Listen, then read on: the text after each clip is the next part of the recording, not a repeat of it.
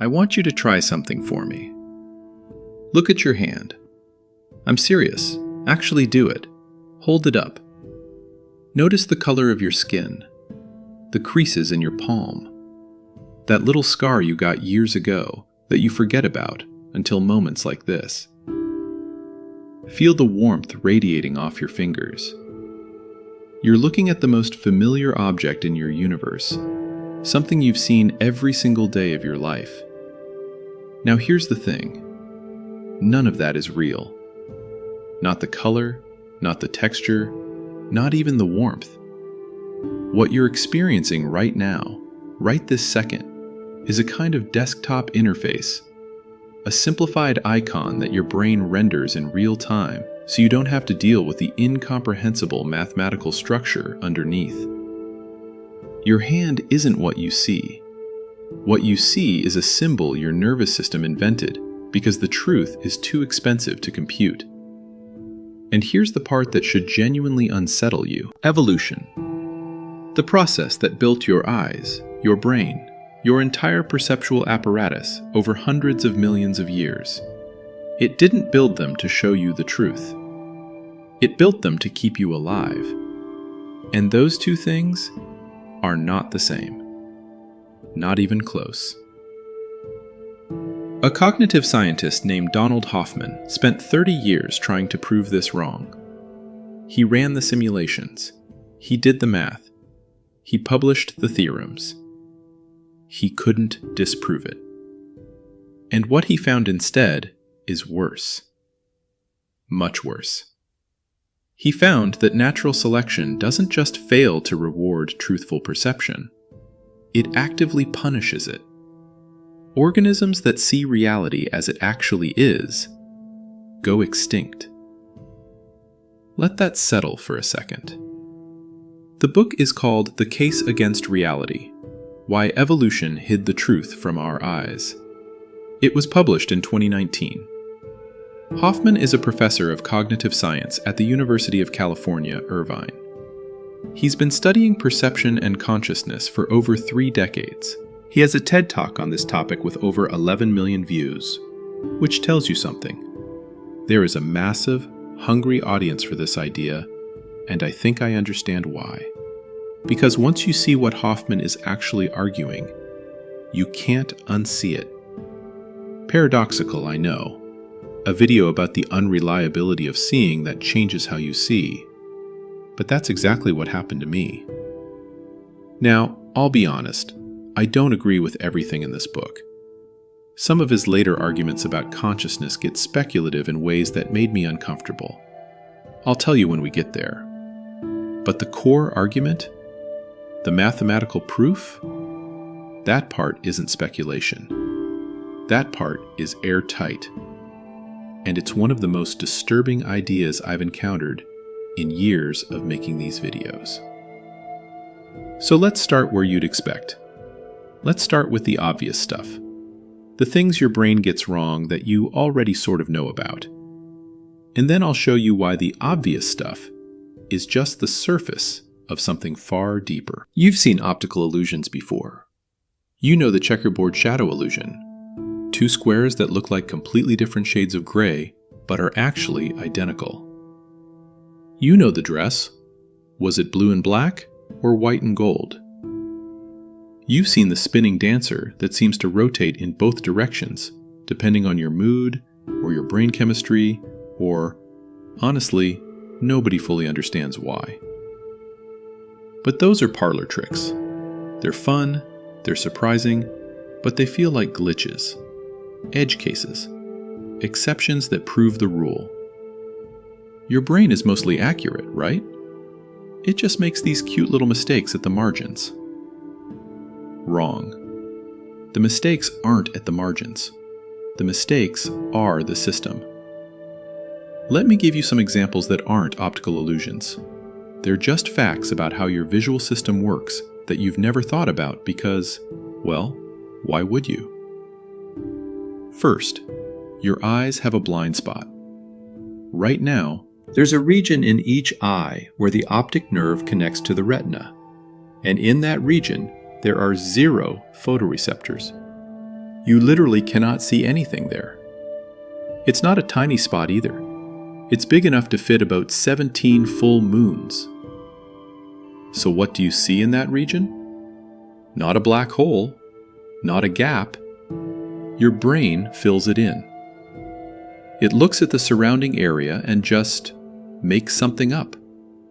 It invents visual information and presents it to you as if it were real. And you never notice. You've never noticed. Not once in your entire life. Second, the image on your retina is upside down. Light enters through the lens, which inverts the image, and what hits the back of your eye is a flipped version of the world. Your brain silently rotates it. You have never experienced the raw signal your eyes actually receive. Third, and this is the one that gets me, there's an 80 millisecond delay between when light hits your retina and when you consciously experience seeing something. 80 milliseconds doesn't sound like much, but it means that everything you see has already happened. You are always looking at the past. Your brain compensates for this by predicting where moving objects will be, which means that what you see isn't even a delayed recording of reality. It's a delayed prediction about reality. You're watching a simulation that's running on an 80 millisecond lag and filling in the gaps with educated guesses. So here's my question. If your brain is already inverting images, filling in blind spots, predicting the future, and presenting all of this to you as a seamless, trustworthy experience, at what point do we stop calling this perception and start calling it hallucination? The neuroscientist Anil Seth has a phrase I love. He calls your everyday conscious experience a controlled hallucination. You are hallucinating your reality right now. It's just that when your hallucinations agree with everyone else's hallucinations, we call that normal. We call that seeing. But here's where Hoffman takes it further than Seth, further than most neuroscientists are willing to go. Because everything I just told you, the blind spot, the inversion, the delay, those are all details about how the brain processes the signal. The implicit assumption is that there's still a real signal coming in, and the brain just cleans it up and presents it nicely. Like a news anchor reformatting raw wire reports into something watchable. The information might be packaged differently, but the underlying facts are preserved. Hoffman says no. That assumption is wrong, and he can prove it mathematically. Remember this name, the fitness beats truth theorem. We're going to come back to it several times, and by the end of this video, I think you'll agree it's one of the most important theorems most people have never heard of. Here's the setup. Hoffman and his colleague Chetan Prakash used evolutionary game theory, the same mathematical framework that John Nash helped develop, the stuff from A Beautiful Mind, to ask a very specific question. Imagine you have two kinds of organisms competing in the same environment. One organism perceives the truth. It sees objective reality as it actually is, with all its complexity and nuance. The other organism doesn't see truth at all. It sees a simplified interface designed by natural selection to maximize its fitness, its ability to survive and reproduce. Which one wins? You'd think truth wins. Of course truth wins. Seeing reality accurately seems like an obvious advantage. If there's a cliff, you want to see the cliff. If there's a predator, you want to see the predator. More information should always be better, right? Hoffman ran the simulations, thousands and thousands of them. Different environments, different parameters, different resource structures, and the answer came back the same way every time. Truth goes extinct. Every time. In every simulation. The organism that sees fitness payoffs, the one running the simplified desktop interface, outcompetes the organism that sees truth. Not by a small margin, overwhelmingly, decisively. Truth is not a competitive strategy. Truth is a liability. Sounds like nonsense, I know. Bear with me. Think of it this way. Imagine you're a small animal looking for water. There's an oasis. The objective truth is, this oasis contains water with a specific mineral concentration, a specific temperature, specific bacterial content, specific chemical properties that extend across dozens of measurable dimensions. Perceiving all of that truth is expensive. It requires more neural circuitry, more calories to run that circuitry, more processing time. Now imagine a competing animal that doesn't see any of that. It sees a blue shimmering patch that triggers a simple response. Approach and drink. That's it. No mineral analysis, no temperature reading, just blue shimmer equals good. Go there. This animal has a tiny brain, uses fewer calories, makes faster decisions. Who survives? The simple one. The one with the icon, not the spreadsheet. But here's what's crucial, and this is the part that most people miss when they first hear about this. It's not just that the simple interface is more efficient. It's that seeing truth can actually be actively harmful. Because the truth contains an enormous amount of information that is irrelevant to your survival. And attending to irrelevant information can get you killed.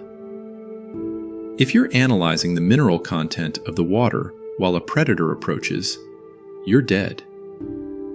The animal that just sees, blue shimmer, go drink, is already hydrated and running. So natural selection didn't build a brain that sees truth and then simplifies it. It built a brain that never saw truth in the first place. The simplification isn't a lossy compression of reality, it's a replacement. You're not looking at a low-resolution photograph of the world. You're looking at a video game that has nothing in common with the underlying code. And this is a mathematical theorem. It's not a metaphor. It's not a philosophical position you can choose to agree or disagree with. In the same way that you can't disagree with a Pythagorean theorem, you can't disagree with fitness beats truth. You can question the assumptions, sure, but given those assumptions, standard evolutionary game theory, standard natural selection, the result follows with the certainty of mathematics. Now, I know what you might be thinking. You might be thinking, okay, maybe some animals see simplified interfaces. Maybe insects or fish have crude perceptions. But humans are different. We have science. We have microscopes and telescopes and particle accelerators. We've used our perception as a starting point and then gone beyond it. We've discovered atoms, quantum fields, space-time curvature. Surely we've broken through the interface. This is a good objection, and honestly, when I first read Hoffman's book, this is exactly where I pushed back. But Hoffman has an answer, and it's annoyingly convincing. Let me explain with an analogy, one he uses in the book. Imagine you're working on a computer. You see a blue rectangular icon on your desktop that represents a Word document. You know the icon isn't the actual file. The actual file is a complex pattern of voltages and magnetic states on a hard drive somewhere. The icon is just a convenient representation. Now, here's the question. Does the fact that you can use the icon successfully, double-click it, edit the document, save it, email it, does that mean you've accessed the underlying truth of what the file really is? No. You've successfully manipulated the interface. You've used the icons as they were designed to be used. But you have zero understanding of the actual transistors, the voltage states, the machine code running underneath. You don't need to. The whole point of the interface is that you can be effective without understanding the truth. Hoffman's argument is that science does the same thing at a higher level. When we build a particle accelerator and discover the Higgs boson, we haven't broken through to reality. We've built a very sophisticated extension of our perceptual interface. We've added higher resolution icons. But icons are still all we have. We've never, not once in the entire history of our species, experienced the underlying code. I'll give you a few seconds to sit with that, because I think it's one of the most vertiginous ideas I've ever encountered. The claim isn't that science is wrong. The claim is that science is right about the interface. Our models are brilliant, predictive, useful. They work. But works and true are different things. A map can be useful without being the territory. And our entire scientific enterprise, according to Hoffman, might be an extraordinarily detailed map of a territory we have never and can never visit. Okay, let me bring this down from the abstract with a story. Because this is my favorite part of the book, and honestly, it's the part that made me think Hoffman might actually be right.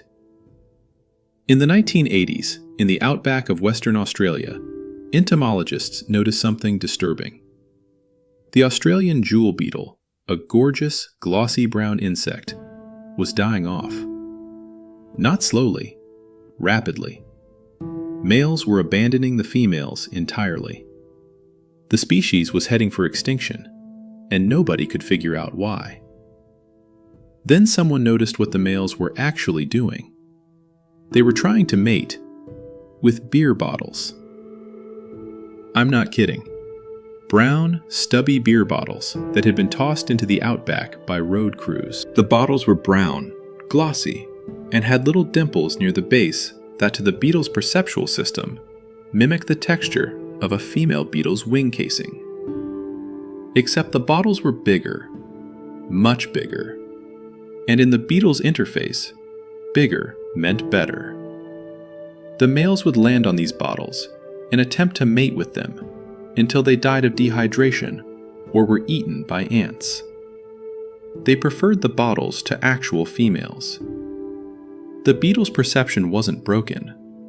It was working exactly as designed. Their interface had a simple rule. Brown, glossy, dimpled, that's a mate. Bigger is better. This rule had worked beautifully for millions of years.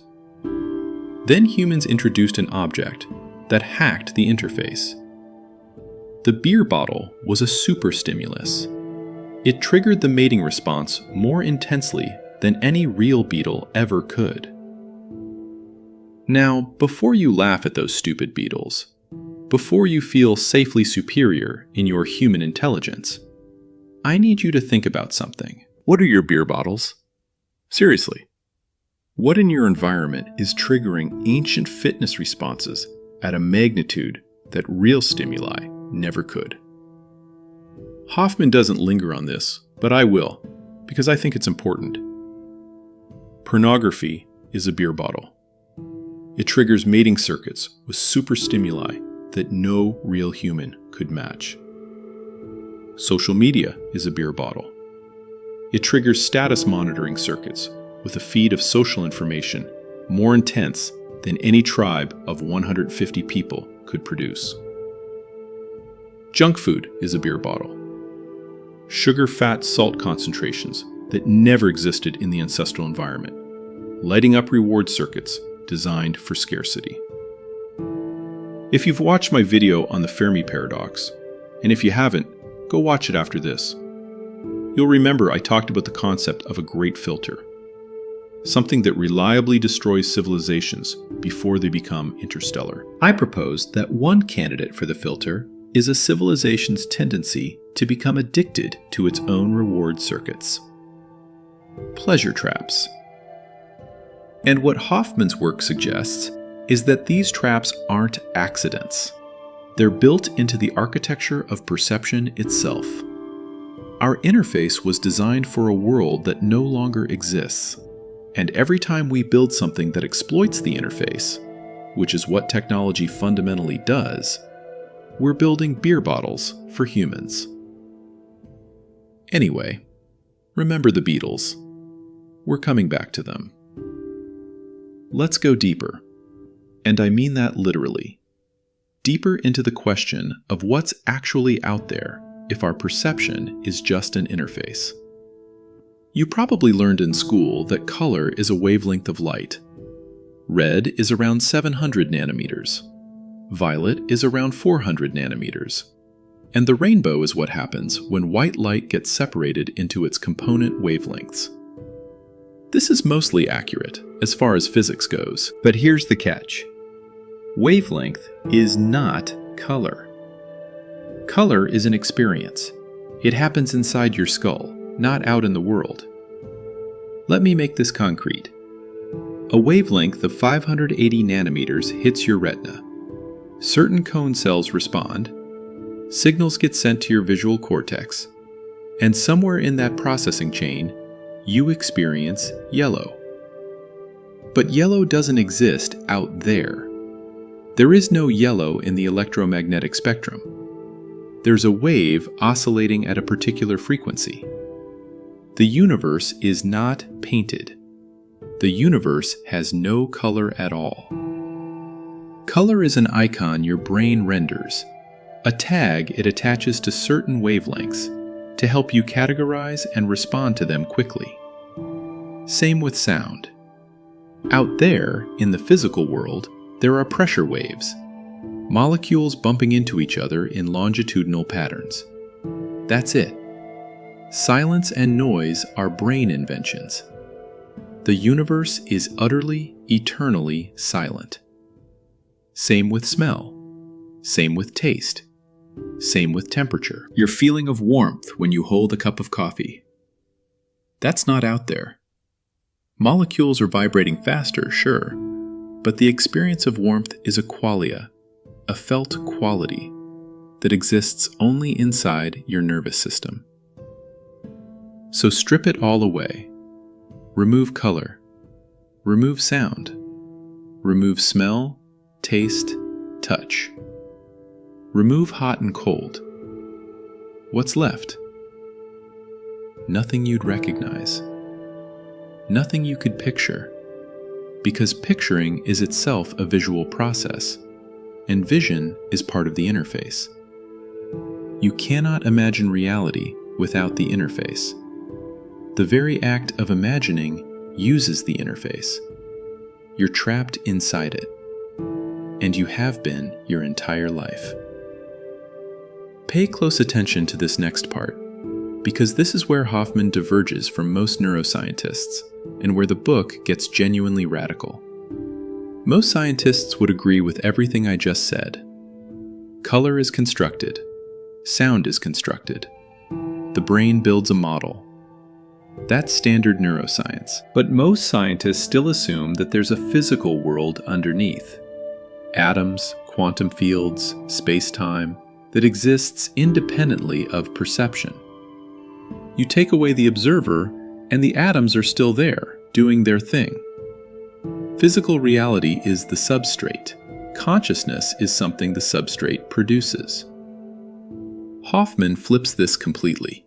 He argues that consciousness is the substrate, that what we call physical reality, atoms, molecules, space-time itself, these are the icons on the interface. They're not the foundation of reality. They're the desktop display. And just like the blue rectangle on your computer screen isn't the actual file, an atom isn't an actual anything.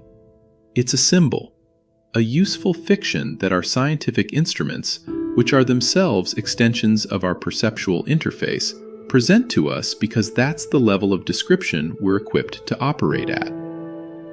Wait, actually, let me be careful here, because I think this is where it's easy to either dismiss Hoffman entirely or swallow his argument uncritically. And I want to try to steelman the most reasonable version of what he's saying. He's not saying atoms don't exist in the way that, say, unicorns don't exist. He's saying that atoms don't exist as we conceive of them. There's something happening at the level we label atomic. Some structure, some regularity, some pattern. But the picture we have of a little nucleus with electrons orbiting it, that's the icon. Even the more sophisticated quantum mechanical description, probability clouds, wave functions, Hoffman would say that's a better icon, a higher resolution icon, but still an icon. His claim is that whatever is actually happening at the base level of reality isn't physical at all. And this is where he introduces what he calls conscious agents. Hoffman's theory, and I want to emphasize, this part is much more speculative than the fitness beats truth theorem, is that the fundamental constituents of reality are not particles or fields or strings. They're units of consciousness. He calls them conscious agents. Each one is defined by nothing more than experiences, decisions, and actions. They don't exist in space. They don't exist in time. Space and time are features of the interface, not of the underlying reality. The conscious agents are beneath all that, or beyond it, or, and this is where language genuinely fails, in some relationship to reality that we don't have a spatial metaphor for, because space itself is part of the illusion. Now, I'll be honest. When I first read this section of the book, I had the same reaction you're probably having. This sounds like mysticism dressed up in math. This sounds like someone took a cognitive science career and went off the deep end. And maybe he did. I genuinely don't know. But here's what stopped me from dismissing it outright. And it's the reason I'm still thinking about this book months after reading it. Hoffman isn't just waving his hands. He's built a mathematical formalism around this. Working with Chetan Prakash and other collaborators, he's constructed models of how conscious agents could combine and interact to produce, as an emergent interface, something that looks exactly like quantum mechanics. Not approximately, exactly. The math of interacting conscious agents, Hoffman claims, produces the same equations as quantum field theory. I am not qualified to evaluate whether that math holds up. Maybe I'm just not smart enough to get it. But I'll tell you this, the claim is falsifiable, which means it's science, not philosophy. It makes specific predictions about the structure of quantum mechanics that could, in principle, be tested. Other physicists are looking at it. Some are skeptical, most are skeptical, but the claim hasn't been refuted. And here's why this matters beyond academic debate. If Hoffman is even partially right, if physical reality is genuinely not fundamental, if consciousness is not something the brain produces, but something the brain filters, then we've been asking the hard problem of consciousness backwards. You know the hard problem. It's the big one.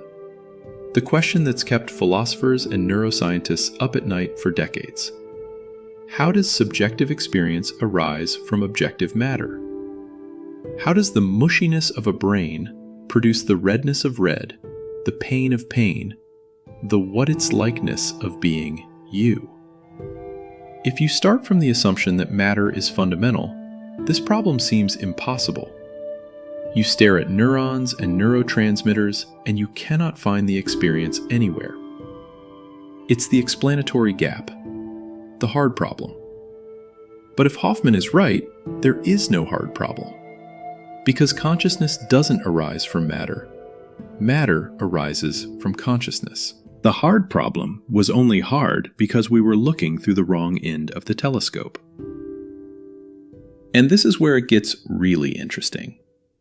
Because Hoffman isn't alone in this general direction of thinking. This is where I want to make a connection that Hoffman himself doesn't make explicitly in the book, but I think it's important. Have you heard of the simulation hypothesis? Probably. It's Nick Bostrom's argument from 2003. We talked about it in a previous video, that the probability we're living in a computer simulation is disturbingly high given certain assumptions about the trajectory of computing power. It's become almost a cliché in popular science. Elon Musk has talked about it. The Matrix dramatized it. Everybody vaguely knows about it. But here's what almost nobody talks about.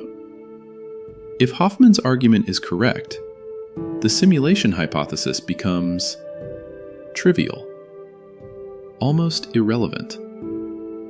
Think about it. The simulation hypothesis says, you think you're in base reality, but actually, you're in a computer simulation. There's a real reality outside the simulation, and what you're experiencing is a generated illusion. Hoffman's argument says, you think you're in base reality, but actually, you're experiencing an evolved interface. There's something outside the interface, and what you're experiencing is a generated illusion. These are structurally identical claims. The only difference is the mechanism, computers versus evolution. If you already accept Hoffman's much more modest claim, which is backed by mathematical proof, not philosophical speculation, then Bostrom's simulation hypothesis isn't adding anything new. You're already not in base reality. You never were. Whether the interface was built by a programmer or by natural selection doesn't change the fundamental situation. You have never, in your entire life, had a single experience of reality as it actually is. So the next time someone asks you, do you think we're living in a simulation? The honest answer is, we're definitely living in something. The only question is, what's running it? But here's where I want to take a conceptual turn. Because everything up to this point, the blind spots, the fitness beats truth theorem, the Beatles, the color argument, even the conscious agents, all of it has been about the individual, about what your brain does to your perception. And that's the obvious reading of Hoffman's work. It's about the eyes. It's about the brain. It's about the sensory interface each of us carries around. But I think the real implication is bigger, much bigger, and it has nothing to do with neuroscience. If our individual perceptions are evolved interfaces rather than windows onto truth, then what about our collective perceptions? What about the things we agree on, not because they're real, but because we're all running the same species of interface? Think about money. Money isn't real. I don't mean that in a trivially philosophical way. I mean that the physical paper or the digital number in your bank account has no intrinsic value whatsoever. It has value because we all agree it has value. We're running the same socioeconomic interface, and that interface renders a piece of paper as valuable. A dog looks at a $100 bill and sees nothing, because the dog isn't running the same interface. Think about national borders. There's no line on the ground between France and Germany. If you walked across that border with no knowledge of human civilization, you'd notice maybe a change in architecture eventually. But the border itself is an icon on a collective interface. We all agree to render it, and then we kill each other over it. Think about time. Not physics time. Lived time. The hour that drags when you're bored and races when you're in love. The way Tuesday feels different from Saturday, even though physics has no concept of weekdays. Our shared temporal interface, calendars, clocks, schedules, is a collective hallucination we've agreed to maintain because it coordinates behavior. It's useful, but it's not real. Not in the way we experience it. And this is where I think Hoffman's work connects to something he himself seems unaware of, or at least doesn't explore in the book. It connects to the philosophy of Immanuel Kant.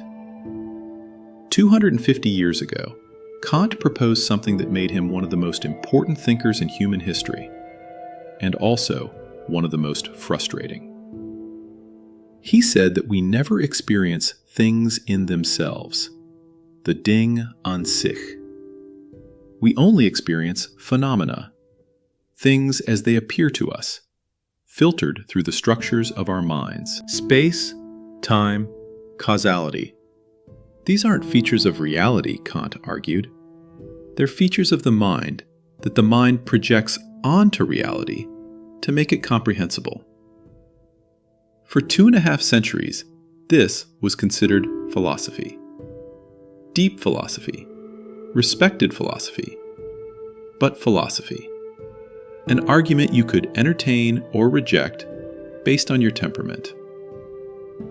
What Hoffman has done, whether he fully realizes it or not, is provide the first empirical and mathematical support for Kant's claim. Fitness beats truth is the evolutionary mechanism that explains why Kant was right. We don't see things in themselves because natural selection killed every organism that tried to. The thing in itself is not just difficult to access, it's lethal to access. Seeing truth gets you outcompeted by the organism next to you that sees useful fictions instead. Kant suspected, Hoffman proved. And that brings us to what I think is the most uncomfortable implication of all of this, and the thing I haven't been able to stop thinking about since I finished this book. If we are not equipped, biologically, neurologically, evolutionarily, to perceive reality, then how confident should we be in anything? I don't mean that as a cheap nihilistic provocation. I mean it as a genuine question. We base our lives, our decisions, our relationships, our politics, our sense of meaning on our perception of how things are. But if how things are is a fitness-maximizing illusion, if we're all beetles on a beer bottle, convinced we found the most beautiful mate of our lives, then the gap between what we experience and what exists might not be small. It might be total. And here's the darkest corner of this idea. You can't fix it. You can't upgrade the interface. You can't meditate your way to truth or think your way past the simulation. Because every tool you have, every thought, every feeling, every insight, every scientific instrument is part of the interface. The interface is not something you use, it's something you are. There is no you behind the interface. The you that's trying to look behind the curtain is the curtain. That doesn't mean life is meaningless. That doesn't follow at all. The beetles on the beer bottle might be deluded, but the beetles who mate with actual beetles and raise baby beetles, they're also deluded. Their perception is just as much an illusion. The difference isn't truth versus illusion. It's functional illusion versus dysfunctional illusion. The best any organism can do is run an interface that tracks fitness payoffs accurately. And for the most part, that's what we do. We fall in love, and it's real in the only way anything is real. It's a functional icon in our species' interface. We see a sunset, and it's beautiful in the only way anything is beautiful. Our interface renders it that way because... Actually, I'm not sure why natural selection made sunsets beautiful. Maybe it has something to do with assessing weather conditions. Maybe it's a side effect. Maybe beauty is a bug, not a feature. Honestly, I have no idea. And I think that not knowing is the right place to end up. Not defeated, not nihilistic, just appropriately humble. Hoffman ends his book with a kind of optimism I'm not sure I share.